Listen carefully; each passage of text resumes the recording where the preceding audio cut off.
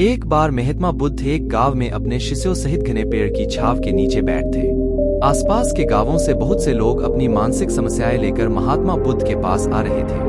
महात्मा बुद्ध उन सब की मानसिक परेशानियों का समाधान देते। सब लोग खुशी अपनी समस्याओं का समाधान पाकर वहां से लौट रहे थे। वहीं से कुछ दूर बैठा लोगों को बुद्ध के पास जाते देख एक दुखी भिखारी अपने भाग्य को कोसता हुआ यही सोचने लगा कि अभी कुछ देर पहले तो ये लोग दुखी मन से मुंह लटकाए उन महात्मा के पास गए थे और अब इतना खुश होकर कैसे वापस लौट रहे हैं। आखिर माजरा क्या है, जरा मैं भी जाकर देखूं कि वो महात्मा ऐसा कौन सा खजाना बांट रहा है इन लोगों को। वे इतने प्रसन्न हुए कि उनके चेहरे लाल हो गए। जब वो दुख भिखारी कुछ नजदीक गया तो उसने देखा कि ये महात्मा तो लोगों को प्रवचन देकर लोगों के दुख का निवारण कर रहे हैं।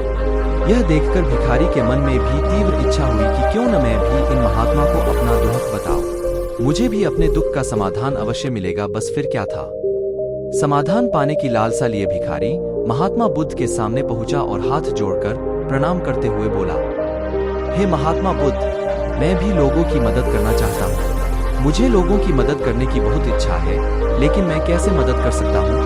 मैं बहुत गरीब हूँ। मेरे पास न तो पैसे हैं और न ही कोई ऐसी चीज जिससे मैं किसी की मदद कर सकूं। मैं कोशिश करने पर भी किसी की मदद नहीं कर सकता। मुझे भगवान ने इतना गरीब क्यों बनाया?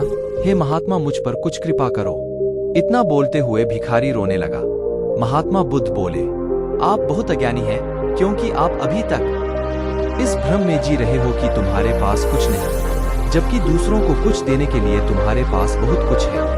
तुम बिना धन और वस्तु के भी दूसरों की मदद कर सकते हो। तुम्हारे पास जुबान है जिससे तुम मीठे शब्द बोलकर किसी के दुखी चेहरे पर मुस्कान ला सकते हो। इन्हीं शब्दों की ताकत से तुम किसी के भी टूटते हौसलों को फिर से मजबूत कर सकते हो। इन शब्दों की शक्ति से आप किसी के भी मन में सकारात्मक विचारधारा के बीज बो सकते हैं और उसे गलत रास्ते पर जाने से रोक सकते हैं।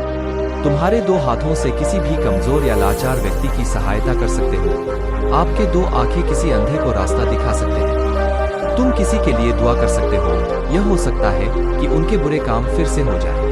आप किसी के अच्छे स्वास्थ्य की कामना कर सकते हैं, लेकिन अज्ञानतावश तुम अब तक इस बात को समझ नहीं पाए और इस भ्रम में अब तक जीते रहे कि तुम्हारे पास मदद करने के लिए कुछ नहीं। किसी की मदद करने के लिए धन और वस्तु का होना अनिवार्य नहीं है।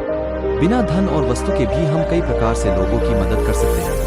महात्मा बुद्ध के ज्ञान से भरे ये सुंदर शब्द सुनकर भिखारी के चेहरे पर मुस्कान आ गई और वह खुशी से झूमता हुआ वहां से चला गया। इस बुद्ध मोरल स्टोरी से हमने क्या सीखा? दोस्तों, महात्मा बुद्ध की इन बातों से बहुत कुछ सीखा गया। आजकल बहुत से लोग यह सोचकर दुखी होते हैं कि मेरे पास ये नहीं है, बल्कि जो आपके पास है उसी में संतुष्ट रहना सीखें और बिना मतलब के लोगों की मदद करें।